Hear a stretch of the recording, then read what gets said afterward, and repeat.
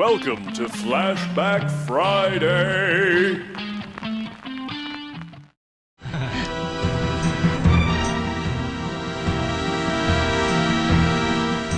周星馳、袁詠儀、羅家英首次合作，國產007即將公映。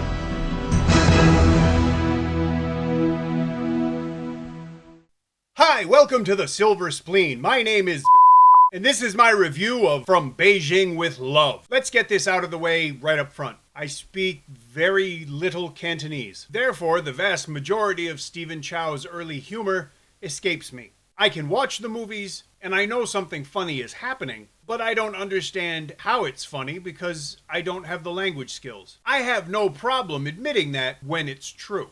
But I refuse to believe that the reason I didn't like some truly awful films is because of language. It's because they suck. But never mind all that, because From Beijing with Love is not one of those movies. It's a broad parody of James Bond, starring Stephen Chow and Anita Yoon, and features appearances by Yu Rongguang and Pauline Chan-Bolin, among others. The skull of China's only dinosaur fossil is stolen, and the government will stop at nothing to get it back. Or maybe they will. They don't seem too concerned about this problem, because they send the worst person they can find to get it back. He's a pork vendor from southern China who fancies himself a master spy. The vendor is played, of course, by Stephen Chow. He heads to Hong Kong to meet up with Anita Yoon and try to find the skull. I'm not going to tell you anything else about the story, because it's really not that important for the purpose of this review. Like I said, I don't understand Mole Tao, Stephen Chow's unique brand of verbal humor. Some of the movie parodies that appear in From Beijing with Love, like Days of Being Wild, I do get.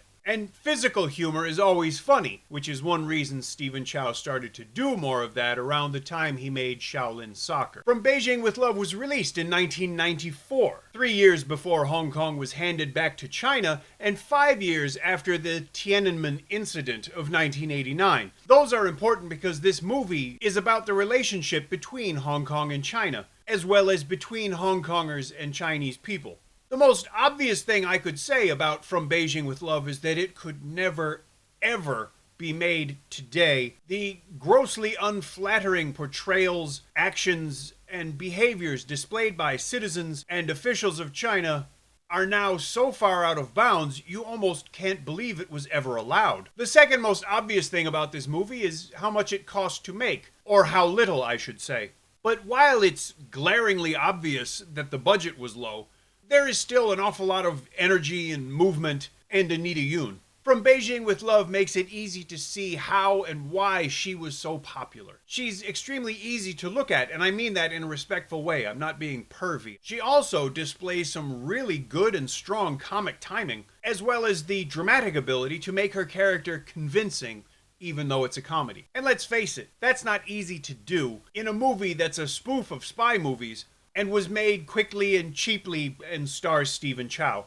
It would be easy to end up a forgotten side note in the cast, but Anita Yoon draws and holds our attention whenever she's on screen. Pauline Chan-Bolin does that as well in a small role, but it's more because of her really hot bust. That's a euphemism, but perhaps for the first time in my life, it's actually not a sexual one. Lo Ka-ying puts in his usual over-the-top contribution as Da Wenqi, the Chinese equivalent of Q, the man who made all of James Bond's best gadgets. As you may imagine, Da Wenqi's inventions aren't as cool, as refined, or as reliable as Q's. From Beijing with Love is like a time capsule, because it shows you what it used to be like for Hong Kong, and for Hong Kong movies 20 years ago. Things are very different now, but that's how it always goes. If you understand Cantonese, this movie has a lot to offer that I have no clue about.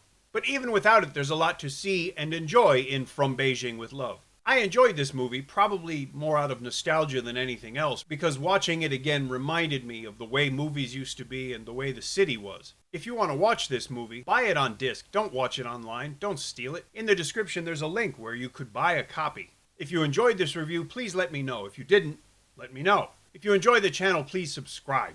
Thank you for watching.